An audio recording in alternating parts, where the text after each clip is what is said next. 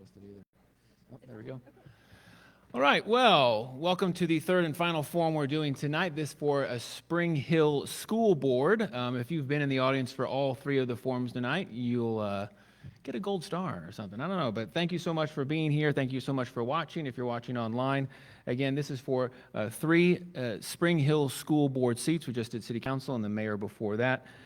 If you've not been around for the previous two forums, or if you're just now tuning in online, I'm Kyle Palmer. I'm the editor of the Johnson County Post.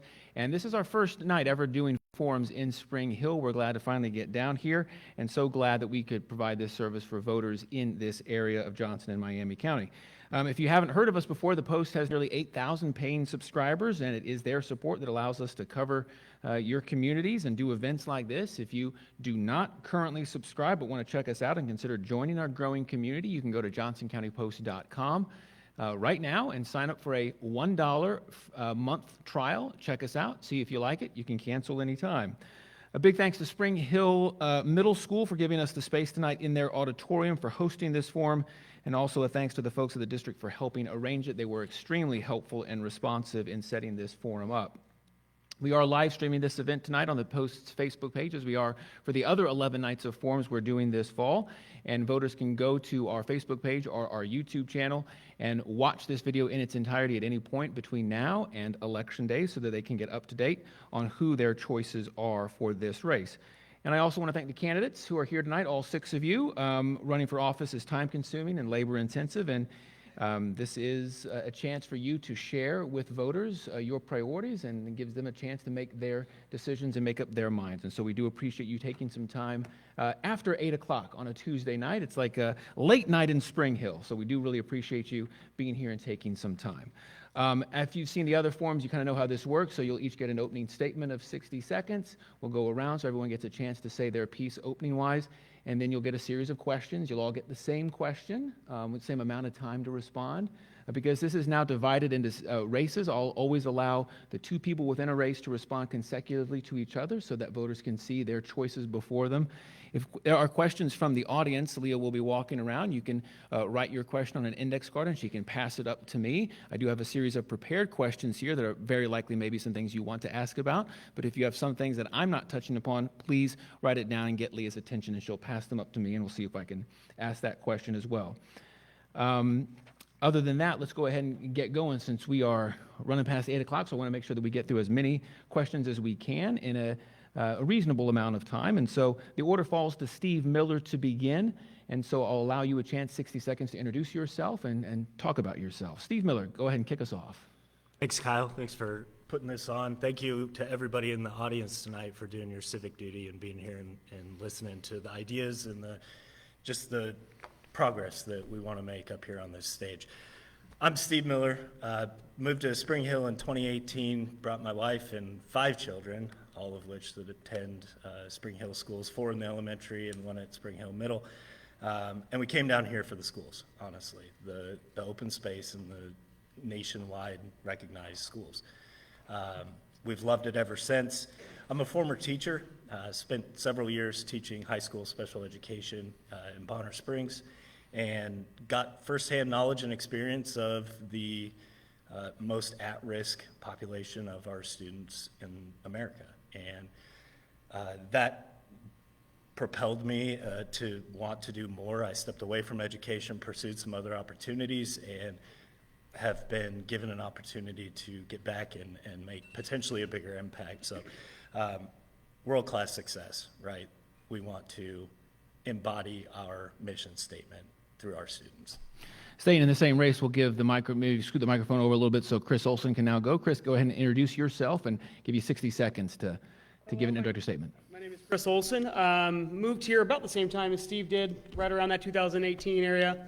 And then bought some land here, had a farm. When COVID hit, saw this as kind of that beacon of hope in what was kind of a crazy world of education. So that's what lured us here as well. Seeing the way Spring Hill handled a lot of things was a big reason why we came here. Got a family of 5. I've got a kid in the high school who is a junior. I've got an 8th grader, and I've got a 6th grader. So I've been in Spring Hill for quite a while. Before that, I ran a digital media company. I actually work in Spring Hill currently doing digital media. I did the website and video production, things like that. And I just want to make a difference in the community I live in. That's the whole reason I'm here. I love the people here, love, honestly, getting to know all the people who work here. It's a small town feel, and it's something that I think we all want to kind of keep as we grow. So that's that race. We'll go to the next race now, and I'll give the microphone over to Ted. Ted, give you a chance to introduce yourself. Yeah, my name is Ted Beecham, and again, I want to thank the Johnson County Post for putting this on here. I think this is wonderful for our community. So I've been here since 2017, so I got a year on these guys here to my right, but I don't think I got quite that on the guy on my left. But, so I have 4 kids that are in the school district. My wife's a 5th grade teacher here. Professionally, my background's in industrial automation. I have a degree in math with an emphasis in actuarial science from Kansas State University. But I turned down a couple job offers of that to do a little more hands-on work because, workplace is really important to me, and investing in STEM education and really seeing the different careers that are out there in the 2025 workforce that don't require being in an office all day, but really some high-tech hands-on work that's available in our area right here that I really like to advocate for. Staying in the same race, we just heard from Ted, so now let's give the microphone over to Keith and allow Keith Ewing to introduce himself. Keith Ewing, graduated from Spring Hill. My parents graduated from Spring Hill. All 4 of my children graduated from Spring Hill, so I've been around a little bit longer than everybody else. Since I've been serving on the board the last 4 years, a lot of the focus has been CTE type things, trying to make sure that every year we're improving. The reason I'm running again is I don't think we're quite where we want to be or where I would like to see us being, and so that's why I put my name in the hat again. So Ted and Keith, those are your choices in one race, and so let's go down to the other side of the table to see your 2 choices in the final race for Spring Hill School Board, and we'll start with Autumn. Thank you so much for giving me this opportunity. It is greatly appreciated. My name is Autumn Coleman Martinet, and I have actually been in Spring Hill for the last 4 years, but I've been a Johnson County resident since '97. I was born in Nanjing, China, and adopted in the 1990s, before it was cool. Thank you, Angelina Jolie. And I have a passion for not only my country, but my city. And I have my academic experiences. I have an accounting degree, an MBA, and I'm pursuing my PhD in higher education.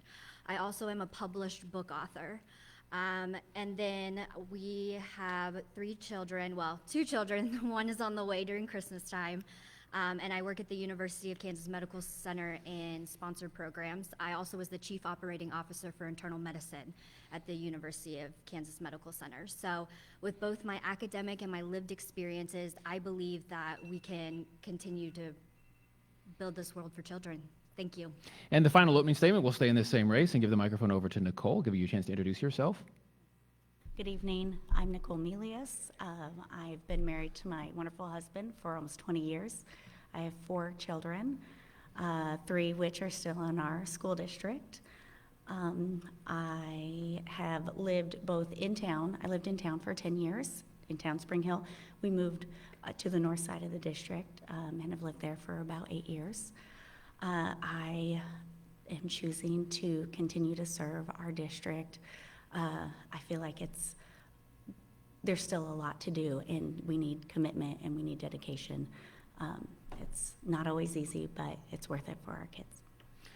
So those are your choices, 3 separate races, 2 candidates in each race. So let's get to some questions. This one actually came from a reader, not germane to Spring Hill, but something they wanted to ask all school board candidates in Johnson County. This came to us via email. Quote, what do you see as the greatest issues facing students in your district, and how do you intend to address that issue within your powers as a member of the school board? Order will fall to Chris Olson in that race, and then we'll jump over to Steve before going to the next race. So Chris Olson, what do you see as the greatest issues facing students in Spring Hill? How would you address it? The biggest thing, I think, preparing any... And 90 seconds to respond to this, just so I'm letting Leah know as well as everyone else. So 90 seconds. I think it's regardless of what district right now. I think the biggest issue is making sure we're preparing kids for the future of what we're going to be doing in the world. That's AI, that's using technology to its fullest advantage. It's teaching them the curriculum they need to move on, not just maybe what's being kind of sought after with like all that Common Core fiasco and all that stuff. So really teaching kids the skills that they need, building education that fits the new world, giving them the chance to learn what they need to learn when they leave. I think we all can agree there's parts of our education where we learned something and we never used it again. So giving them applicable knowledge that we can use in the future, that's why the CTE is so important, whether it's in my field, digital media, or in something along the lines of teaching or technology, making sure that we are preparing them for careers, not just to ace a test. Because at the end of the day, whether you graduate with a 4.0 or a 3.0, you have to go out and you have to be a great steward of our society, right? We need to build the technologies of the futures. We need to build good relationships. We need to love each other. We need to make our communities better for our kids than maybe we had, right? So our goal is to build something better and grow humans who can do that and fulfill that. So that would be my number one thing that I think that students, we need to be preparing them for in the future. Staying in the same race, we'll give the microphone over to Steve Miller to answer the same question. What do you see as the biggest issues facing students in Spring Hill? How would you address it if elected to the school board? Yeah, I'm going to echo a lot of what Chris said. It's preparing these students for their future, but it's meeting them where they're at and where they're going. Maybe it's not college. Maybe it's tech ed. Maybe it's an apprenticeship. Maybe it's civil service.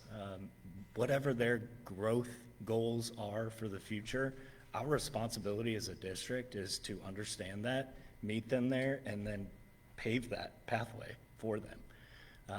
I think you could talk for hours about what the biggest priority is in a school district in general, but for us, one of the biggest things we're facing is our growth and how rapid that growth is coming, and we're feeling it now. And we passed a no-mill raise bond, which was fantastic, and we've got to get our infrastructure put together so that we can continue to provide world-class education to our students and involve our community in doing so. Let's go to the next race. Ted Beecham, what do you see as the biggest issues facing students in Spring Hill? How would you address it?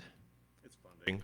I think it's funding across the state, but it's really especially funding for this district right here. We have one of the highest mill levies in the area, and that's because of the growth we've had, and it's also because of the support we have of our community to help pass some of these bond issues.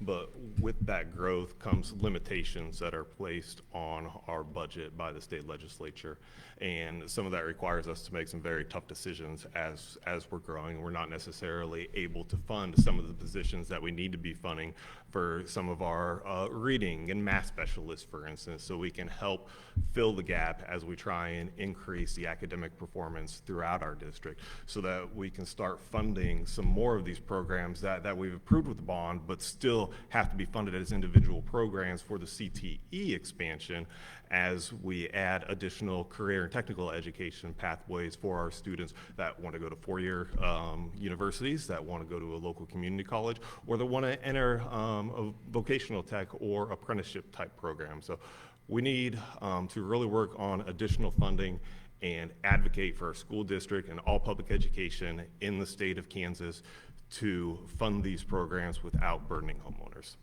Same question to you, Keith. What do you see as the biggest issues facing students in Spring Hill? How would you address it if elected to the school board? These are always going to be the same answers, you know that, right? Well, we'll see. I don't know that, actually. I mean, Ted hit it. A lot of it is the funding. The district's done a good job of having additional teachers. Mine went blank. Interventionists come in. It would be nice to be able to add to that.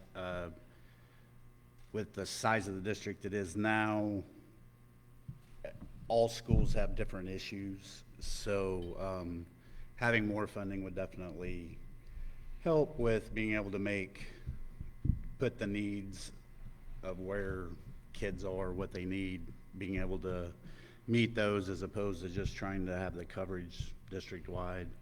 The growth is a huge issue that we're still working on.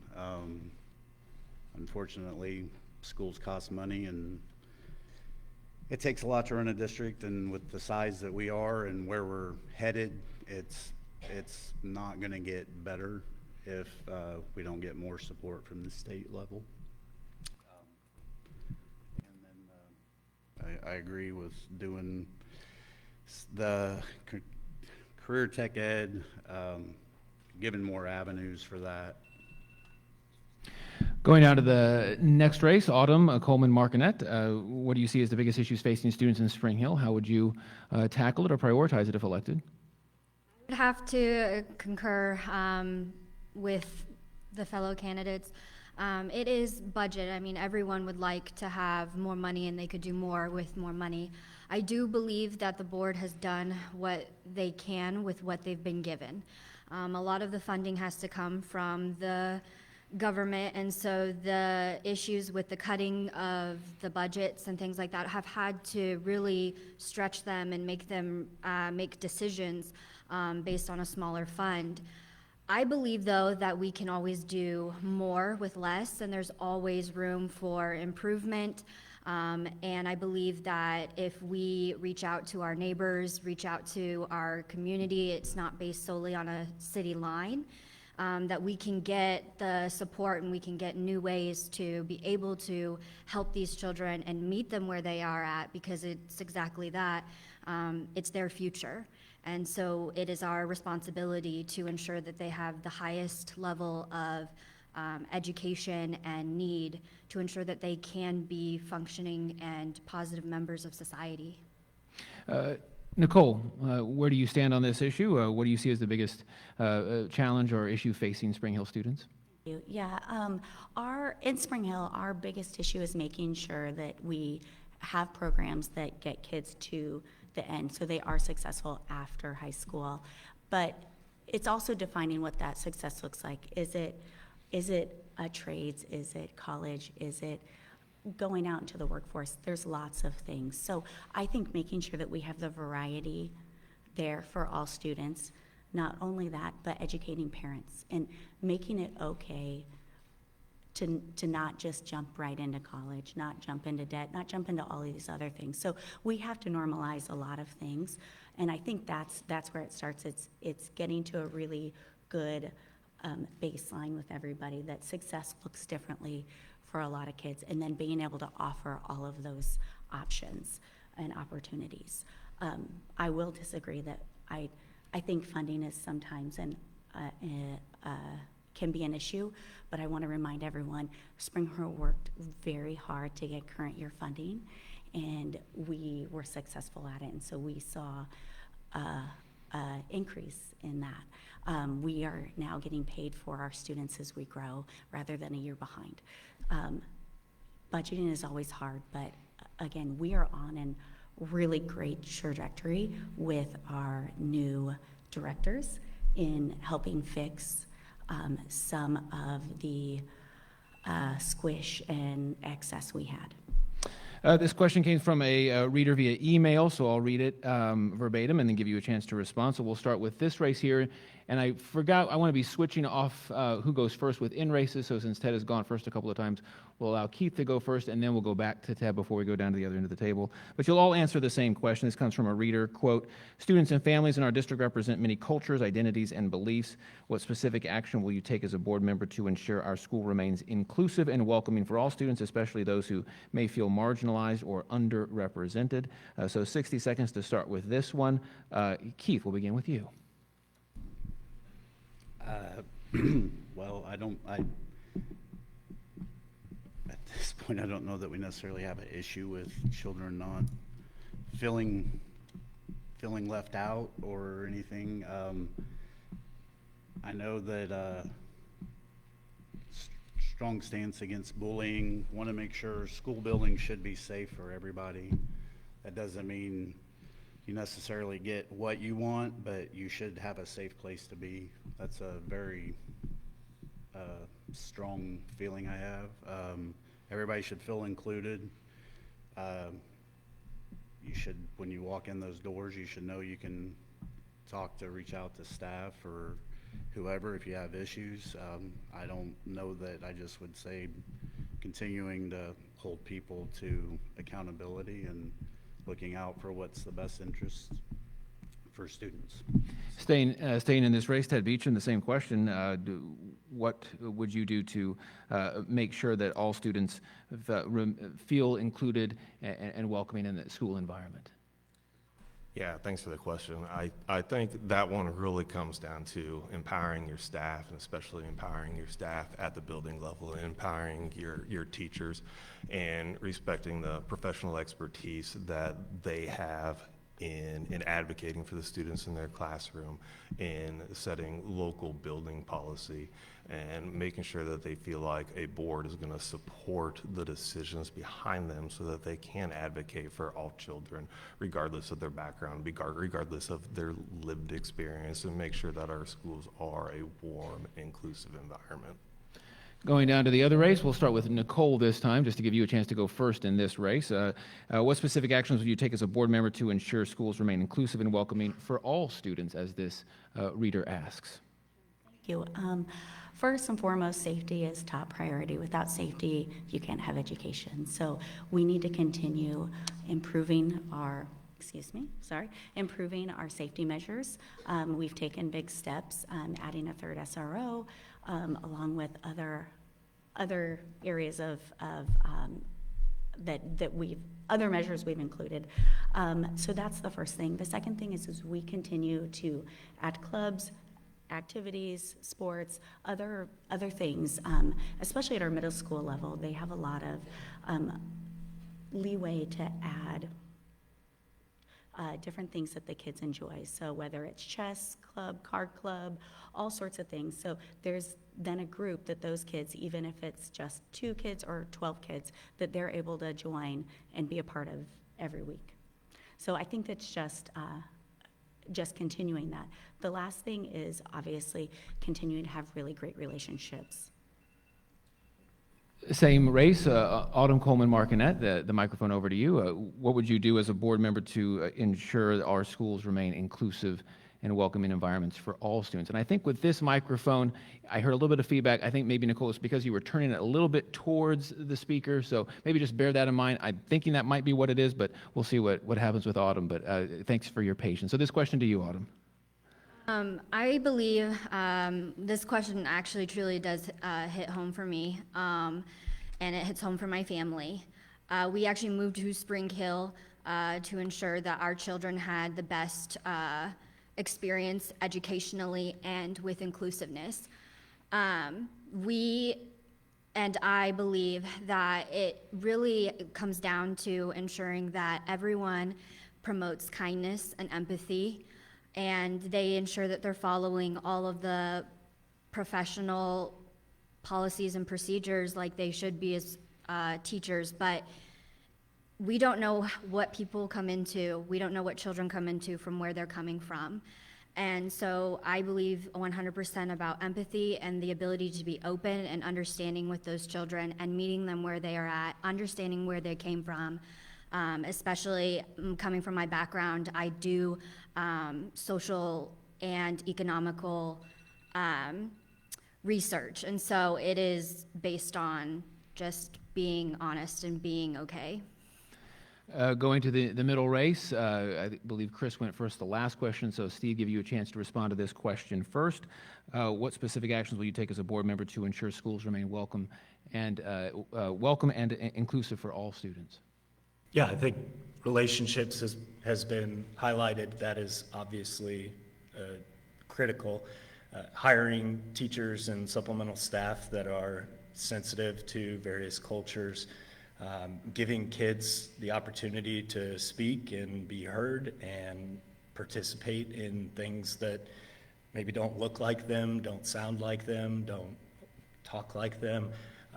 It's a wide range of strategies to ensure that all different races, creeds, religions are represented, heard, and followed.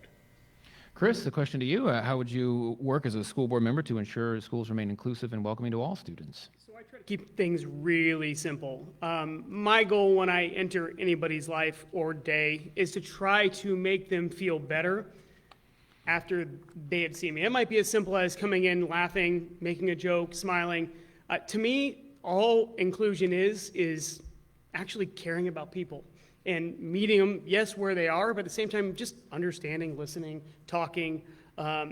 There is absolutely zero reason why we can't listen and talk to each other and make everybody feel like they're welcome just by listening. And so that's one of the big things that I do. If the people who know me usually they notice I like to hear about their life. I like to just see where they are, see what they're doing. I was a news reporter for 10 years, so asking people a lot of questions is kind of my thing. I love to learn about people. And so to me, yes, there's a million things we could try to do to meet every little niche, but we can't isolate one group just to get at another. So we just need to listen to everybody 100% and just, again, just care about each other, talk to each other, and I think the best things will come out of that when we actually smile and listen. We've got a couple questions from the audience related to what goes on in the classroom and what the board's role is in that. We'll start with this race, and since Keith went first last time, we'll start with Ted on this question. So I'll read the questions first and then maybe try to synthesize them. So one audience member asks, what will you do to ensure teachers, through policy or through state legislated obligation of inspection, I'm not sure exactly what that means, but how would you ensure teachers are teaching kids how to think and not what to think? That's one question. We have another question. What are your thoughts about English and/or yearbook teachers requiring kids to write their articles and assignments using preferred pronouns? Would you support or get rid of such a policy? So there's a specific thing about pronouns there, but also just what's the board's role and what actually goes on in classrooms, what you dictate to teachers, if you have any role in that at all, what sort of leverage and freedom do you give them to teach how they want to teach? And then maybe I might follow up with the pronoun question exactly, but to give you a chance, 60 seconds, what's the board's role in terms of determining what happens in class? The board is not responsible. The board is not responsible for the delivery of instruction. The board is responsible for setting curriculum. So those are decisions that I entrust to our Department of Teaching and Learning. And again, I entrust to our principals, and I entrust to our educators that go to school for this, that have continuing education specifically for these items right here, and make sure they feel empowered to make the best decisions for their students. Any particular response to the issue of usage of pronouns among students and whether you have a position on that? As they prefer. Keith, the question to you. Let's start first with what role the board has, if any, in terms of dictating what goes on in classrooms, curriculum, what gets taught. Again, the questioner saying ensuring how kids think and not what they think. The board's in charge of curriculum. The board approves the curriculum. Teaching and Learning does the application. We still, to an extent, the board still reviews what that is, making sure it meets district guidelines, and that ultimately the board's number one policy is the curriculum. So teachers do have the freedom to an extent to deliver it. However, what's getting delivered is still purview of the board. And again, that same question, kind of a specific issue about usage of pronouns. Do you see any role the board has in determining that or requiring teachers do certain things?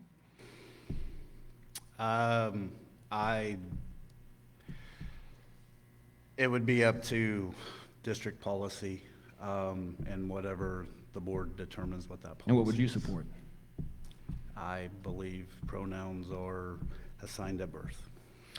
Go down to the other end of the table, and we'll start with, I believe, Autumn goes first this time. So your response to the question about what role the board has, if any, in terms of determining what gets taught in classroom. Again, the reader saying wanting kids how to think as opposed to what to think. So what would your approach be? What policies would you support? I would say that the board, it was created to ensure policies and procedures, and that the delivery was never meant for them. We have strong educators who have gone to school, who have licenses and certifications in what they teach, and I believe that it is imperative that we hire directors, the superintendent, to ensure that those under the superintendent are meeting those expectations, and it's solely based on what curriculum we approve, but also I have to support fully who we hire. And again, the follow-up about the particular question about pronoun usage in class among students, where do you stand? believe that the student should have the right to be referred to as they wish. Staying in the same race, Nicole Melius, the first question about, again, the board's role in determining what gets taught in class. Where do you stand? The board's role is to determine curriculum and policy. It is also their role to hold our teachers and our administration accountable to follow those policies. So if there are things being taught outside of those policies and outside of that curriculum, those individuals should be held accountable. And that's really where it is as far as the board's role. And then the question about pronouns, the policy the board should have, where would you stand? Mixed pronouns do not belong in school. We need to focus on education.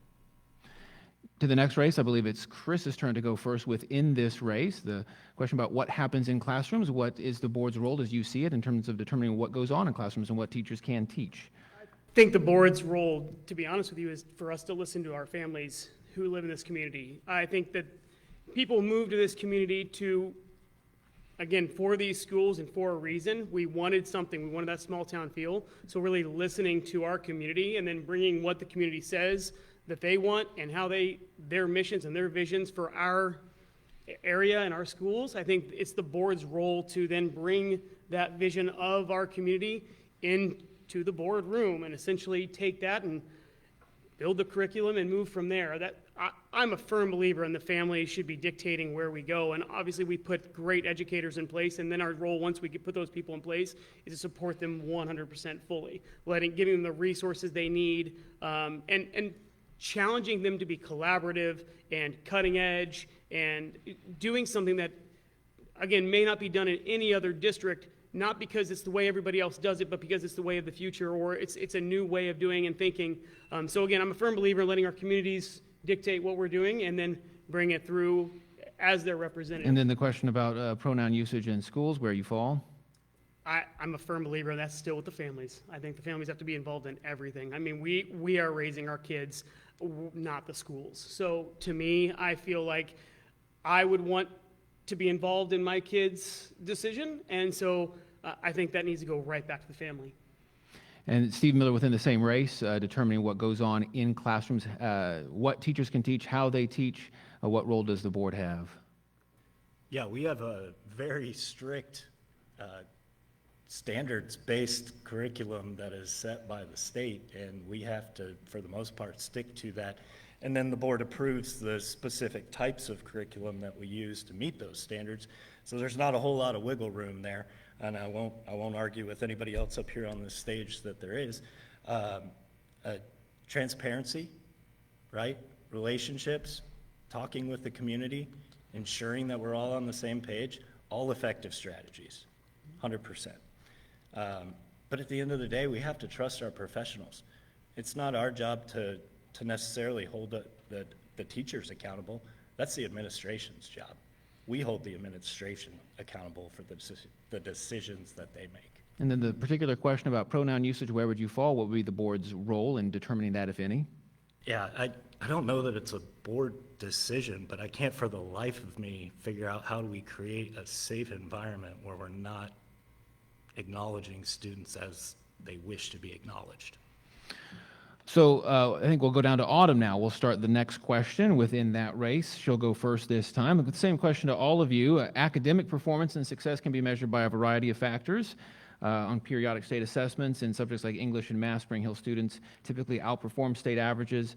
The ACT scores in Spring Hill are above state averages as well, sitting at about 20.5% based on the latest data that I looked at.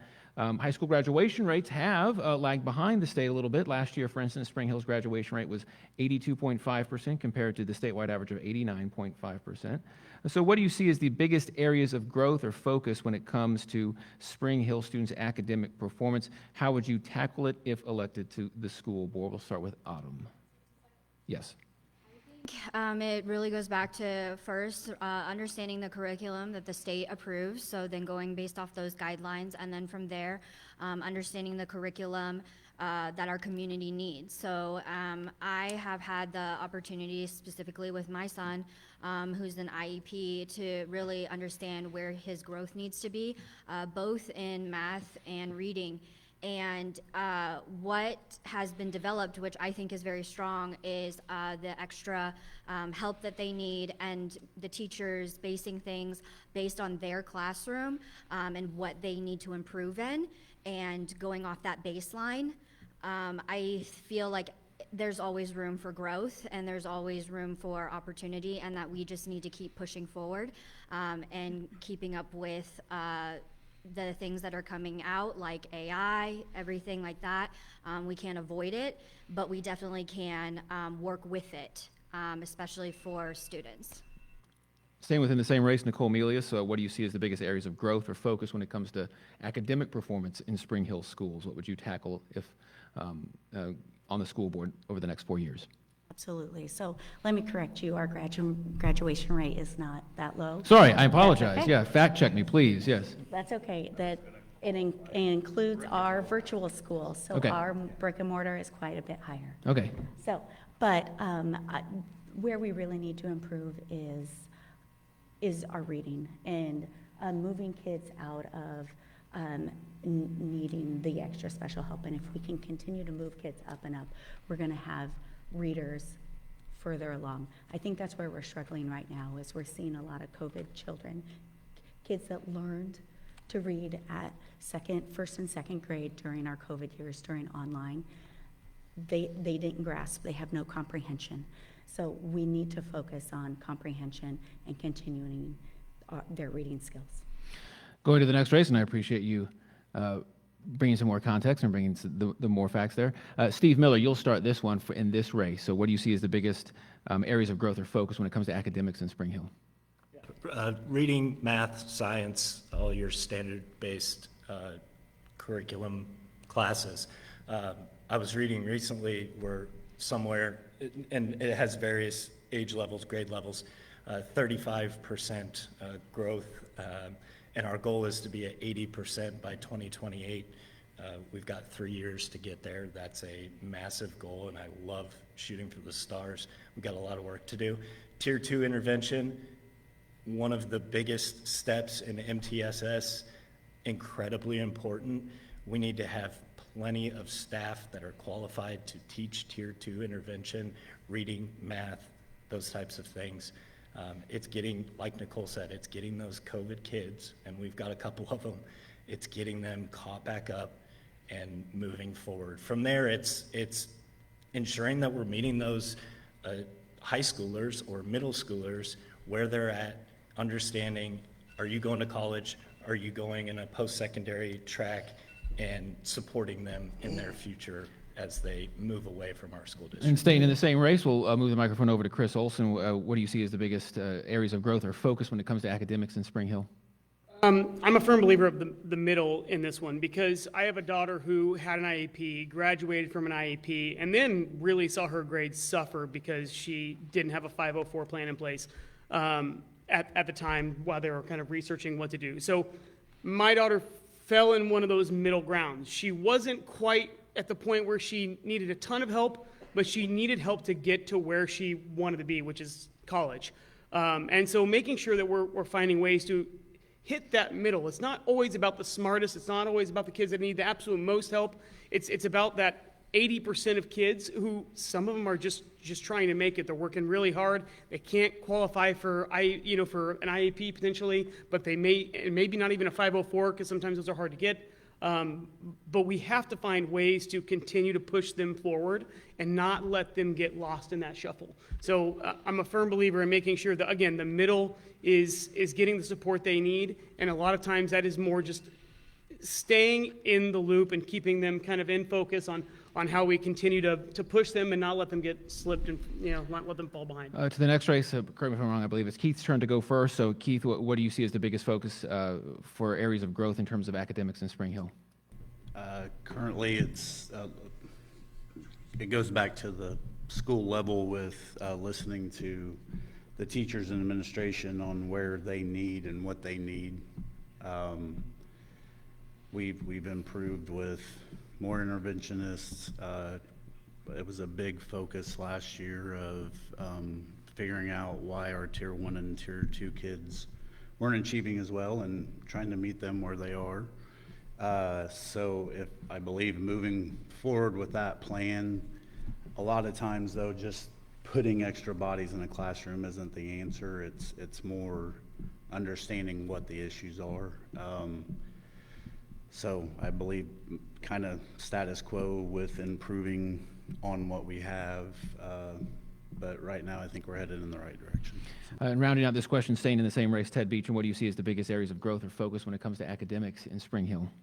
So first of all, I appreciate Nicole pointing out the discrepancy right there that shows up on the KSDE website.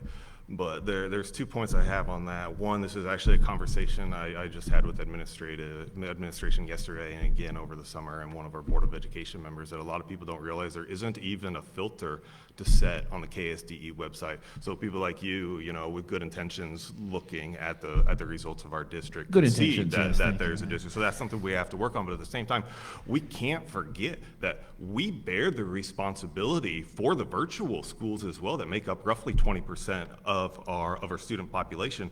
And finally, I'll add again, it's funding, and it's the growth we've seen where our middle schools specifically are understaffed and we're sharing resources. And because of that, during our advisory period, some of our English teachers, our math teachers, aren't able to do some of the intervention and specialist type services because they're tied to an advisement classroom instead of doing that. The next question will fall to Nicole first. We'll go back to that race, and Autumn went first on the previous question. And so Nicole will go first here. This also comes from the audience. How do we get more choices of classes, and what is needed for our ending goal? I think this questioner wants more variety of classes to set students up for success. I think maybe the subtext being traditional class might not work for all students, traditional school, the way we might envision it. So looking for more choices of classes, more options for all kinds of students. What's the school board's role in either engendering that or promoting that within Spring Hill schools? We'll do 60 seconds here, starting with Nicole. Sure. So we actually continue to expand our choices at our high school level, along with our options at our middle school levels every single year. Every time you include new curriculum, it brings it costs dollars. It costs money for new teachers. It costs money for the curriculum. So you have to be smart as you continue to expand those programs. And let me ask this. I'll ask it of you, and then kind of rephrase the question for everyone else too. So, for you personally, if you're on the board, what's kind of the gap that's missing that maybe you would want to promote the most in terms of the choices, the types of classes or learning that are out there that are not being offered right now? Absolutely. So one of the things that I continue to work with and advocate for are partnerships with our local businesses, and like on-the-job training, the trades. There are so many partners out there that we underutilize that our students could learn from, whether it's just high school experience that moves them on, helps them find the niche they want to go into or the industry, or if it's something that's more of an apprenticeship that they long-term will fulfill their life with. Those are the areas that we need to expand on. And honestly, there are so many opportunities. We're getting there. It's just a big task. So staying in the same race, Autumn, Coleman, Markinette, what areas, choices do you want to see, types of choices, types of classes or learning you want to see offered that maybe aren't offered now, or are gaps that you want to maybe fill if you're on the school board? I believe that it does have a differentiation between college and the trades, and they both have a right to be in this world. And so for students to have the ability to be in programs, and I can agree, it's the apprenticeship. You can have a mentor in a field that you would like to be in. That would be an awesome program. There are several programs that emphasize chef school, and they have, school-funded kitchens that the students work out of and things like that. But this all does come back to those funds and needing those funds to get those certified teachers and those willing to do this. But I believe that we can continue to go in the right direction and in trying to be inclusive of both collegiate and what they want to do. Jumping over to Chris Olson, the question, how do you get more choices into the offerings for Spring Hill students? Maybe are there gaps that you see, things that you would like to prioritize or emphasize if you're elected to the school board? I think we'd lump a lot of these into that CTE bundle. I think we need to do better at engaging our community. I remember I was on the advisory board for Blue Valley for a long time doing digital media stuff where I would bring the students in and I would actually work with them and help them build videos, create promotional videos for Blue Valley schools. I think we can do more of those kinds of things. If we can, as Nicole mentioned, engage our community, maybe there's a way that we could teach these classes, teach these trades, teach these skills without necessarily always needing a certified or a certified staff member to be there. Can we bring our community members in to help teach and get them involved in growing what we're teaching our students? I think that would be the way that I would do it. I love teachers, but I was taught by a teacher who knew nothing about broadcast journalism. I was telling her what to do every single day in the class. I think we need more community partners to come in and give back. And so reaching out to that community, asking them to come in, help us teach this class, help us fulfill. I mean, there's people like me who would have done it who did it for free. Is there a way I can come and help and teach and kind of build and give back to our community? I think there's so many people like us out there. All we got to do is ask. Staying in the same race, Steve Miller, gaps that you see in offerings, choices for students that maybe the district doesn't offer now that you would like to see if elected to the school board? Well, I think we have a pretty good example just to the north. Olathe does a fantastic job in CTE, and it's literally set up so that you can pursue healthcare, you can pursue culinary, you can pursue, industrial, et cetera. I think that's a great place to start. It's meeting with representatives from the districts that do it well, understanding that we are not them, and that's okay. We can figure out a way to tailor it to the way that we operate in USD 230. And then I'll echo what everybody else has said. You also have to get out in the community, find who can do what, and bring them in and include them in the education of our kids. Go to the next race. Ted Beecham will start. The question of, do you see any gaps in course offerings, things that academically that could be emphasized that currently aren't if you're elected to school board? Other choices you'd want to see kids get in Spring Hill? Yeah, so I think it's already been mentioned a number of times. It's a CTE program, and I left out of my intro that was one of the primary reasons why I was very proud to co-chair the Vote Yes Bond Committee to get that added, and look forward to adding the curriculum that goes along with the facility itself. Other than that, I would like to see us increase our partnership with Johnson County Community College. We lag significantly behind our neighbors with College Now offerings. We actually lag significantly behind Lewisburg and Paola with their partnership with Fort Scott Community College. And then finally, I recently attended an event with a number of superintendents and learned about the Piper School District's Capstone Experience project. That's a requirement for graduation. I think that's a wonderful experience that requires kids to get the real world experience, whether it's in the business community, whether it's with a school, whether it's with a nonprofit, or something that they choose that applies in the real world, and then presenting to their peers and staff on that experience. Ending this question with Keith Ewing in this same race, are there any gaps and choices of classes you see, things that you would like to see offered Spring Hill kids that currently aren't that you would emphasize on the school board? Well, I can repeat what everybody else said. CTE is going to be huge in that. But a lot of what we offer is got to come for what students want. It's not necessarily what the community says you need. It's what are students interested in, and I think that's a good place to start, which right now with our real world learning department, that's actually one of the big things that they do is they discuss it with incoming high schoolers and everything every year to figure out what they can add and if they're going to have participants in it. That's huge. Another thing that actually a current board member kind of brought to everybody's attention, and he's worked really hard on but getting grants to help cover the costs of those expenses is something that I think the board could focus on in the future. Mindful that it's 8:50, so I don't want to go too much longer past 9 p.m., so maybe time for one or two more questions. We do have a question from the audience regarding special ed services and paraprofessionals who help with kids who have IEPs. This questioner says, those paras face a significant lack of personnel. What will the board do to help ensure we don't fall further behind in staffing? And this also echoes a question we heard from email. What steps would you take to ensure our district can attract and retain paraprofessionals and aides and other vital staff like custodians and other classified staff? So maybe going beyond just classroom teachers and thinking about attracting and retaining classified staff as well, namely paraprofessionals. I think it falls to Chris or Steve. We're in that race first. I think it's Steve will go first because we went first on that far race, so Steve goes first on this on attracting and retaining classified staff.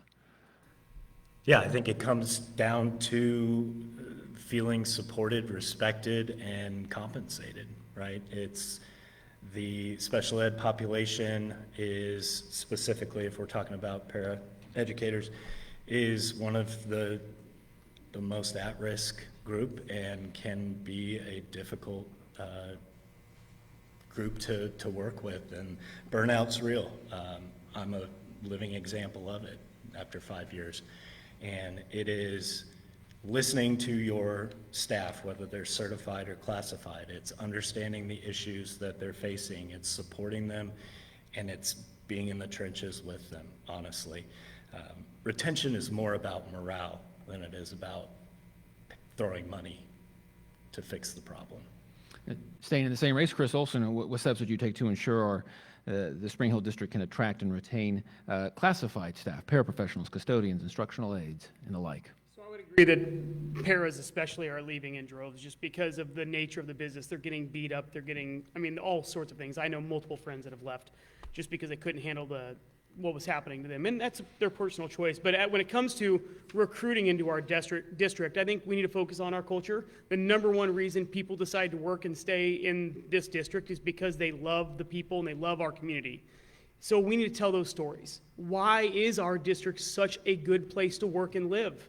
So if we tell these stories of why people come here, why they stay here, we will attract the best and the brightest. And then when they get here, make them feel like they're actually cared about. Make sure that they know they're appreciated by, again, continuously telling their stories. Like, we do a pretty good job here lately of talking about all the successes that our staff has had because we have an awesome staff, and I would argue that the reason these schools are so good is because of the staff that we have in place. And so if we can continue to tell those stories, lift them up, celebrate them, again, we do have to compensate them, but that might mean we have to look at other ways of maybe how are we paying other things in our district? But we need to make sure those paras are taken care of and the custodial staff, because they are the ones who make this place work, and we won't find more 30-year employees if we don't somehow lure people in. We'll go to the next race here, and Keith will go first. Again, attracting and retaining classified staff, how would you approach that issue on the board?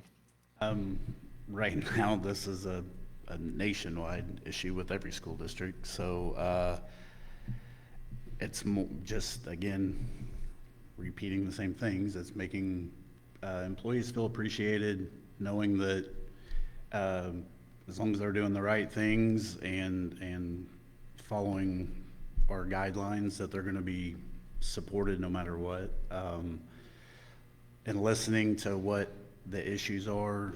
You know, if there is, we need to come up with a new way to pay those people or think outside of the box.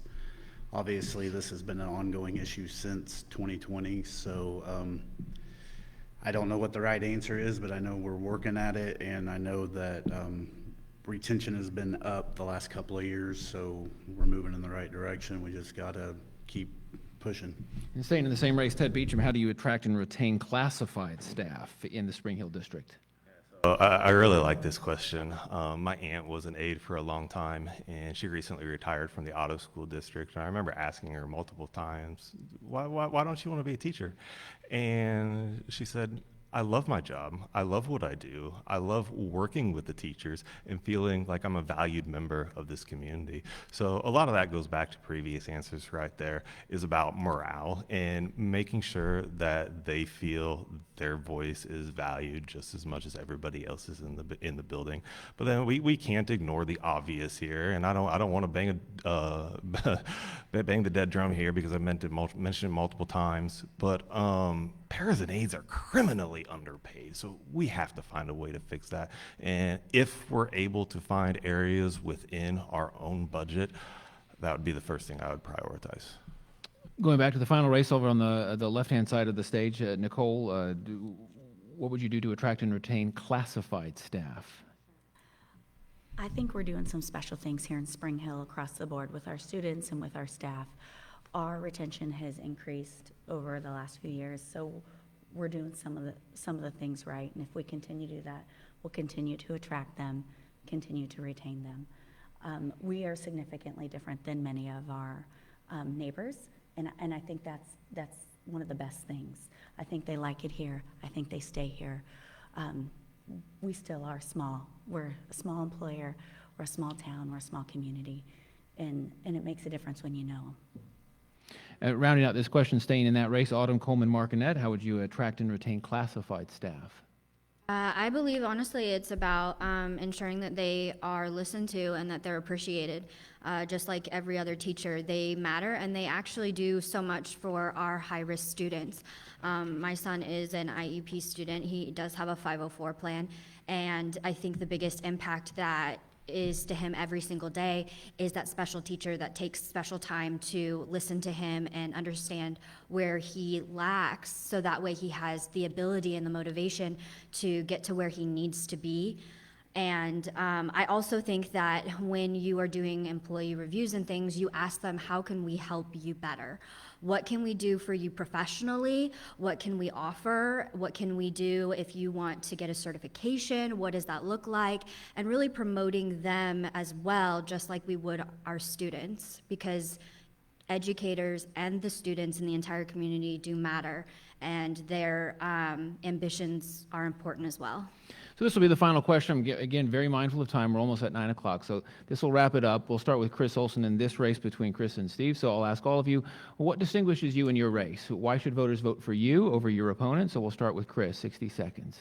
I don't know Steve, so I'm not going to necessarily say anything about how I'm different than Steve, because I don't know you very well. But I do know who I am, and who I am is, like I said, I'm a father. I have 3 kids. I live on a small 20-acre farm here in Kansas, or here in Spring Hill. I have cows, I have chickens. I was a news anchor for 10 years. I ran a business for 10 years. I have been on the board for multiple charities. I started another charity, Rebel Softball, which has 20 teams. I've run a business. I've looked at budgets. I've created ideas out of nothing. I've on multiple different charities that I've served on the board for. My biggest role has been kicking up a lot of ideas and finding new ways to do things. I'm a marketer by mindset, so I'm a creative person. I love to think of new ways to attract and do things and tell stories. So I would argue that when it comes to creating ideas, that is what I do. I love to generate ideas and maybe outside ways of doing things that usually don't cost a lot of money. Now, obviously, that's a little bit different in education because everything costs money, but I think there are ways we can do things that are just different. We don't need to fall into this rut of education everywhere else. We need to do what Spring Hill does, not what everybody else does. Staying in the same race, Steve Miller, give you a chance to let the audience know what distinguishes you. Why should they vote for you? I feel like I know Chris better tonight. I just met him. I like him. You should have gone first. I like him. I could say it in 2 words, but I feel like I need to say more. I care. I care. I have the background in education. I've seen it. I've been on the front lines and witnessed it. I've got a heart for the kids. I've got a parent's voice, and I want to connect this community to our schools. I care. So that's Chris Olson and Steve Miller. They're in one race. Those are your choices. Next race, let's start with Ted Beecham. What distinguishes you? Why should voters vote for you? I'm engaged. I've been preparing for this for 2 years on the advice of a well-respected community member. I follow public education very closely, and it means a lot to me. Professionally, kind of know what my opponent's going to say right here, so I'm going to get ahead of it. I work regularly with municipalities and utilities and large engineering firms bidding and executing large projects. I do think I would have done things a little bit different with our recent bond as far as some of the construction agreements that we signed, but that's getting into a lot of nuance. But the final thing is just repeating that I'm engaged and I'm committed to showing up to board meetings, and I would ask Keith, if you are to win this, please commit yourself to showing up to every meeting possible.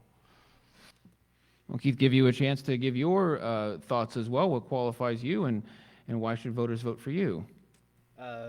Served on the board for 4 years, general contractor. Most of the meetings that I'm not in person, I am zoomed in on, so just because I'm not in the seat doesn't mean I'm not present. I worked out of town the first year I was elected, so I zoomed into every meeting for a year. But besides that, again, lifelong Spring Hill resident. This community is the only community I've known.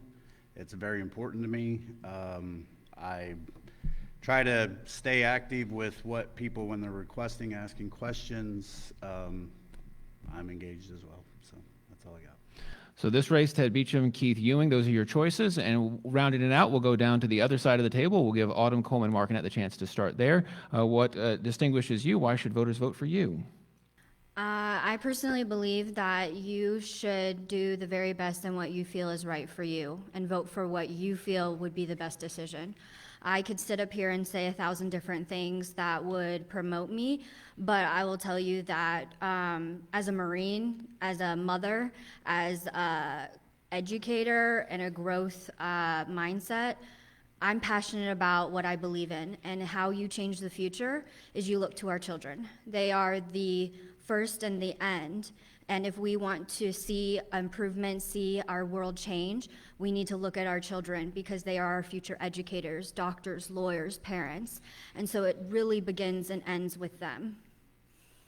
And staying in the same race, we'll give Nicole Melius the microphone. What distinguishes you? Why should voters vote for you? Sure.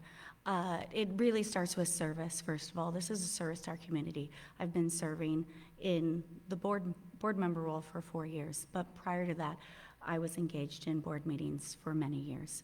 I continue to serve. It's service to our community. The other part is my deep love for our students. I care for them. I care for what they're doing. I truly enjoy what I do. I dedicate many hours every single week to making sure our staff, our students, our families, our communities are getting the very best that their tax dollars are paying for. And I hope to continue that.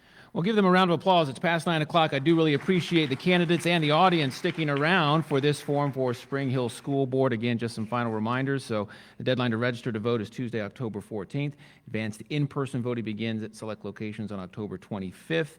And then, of course, Election Day is November 4th. Polls will be open that day from 7 a.m. to 7 p.m. You can find all that information at jocoelection.org. Again, thank you so much for the candidates in these 3 races. These are your choices. And we hope to see you back for some more forums later this fall on the Johnson County Post.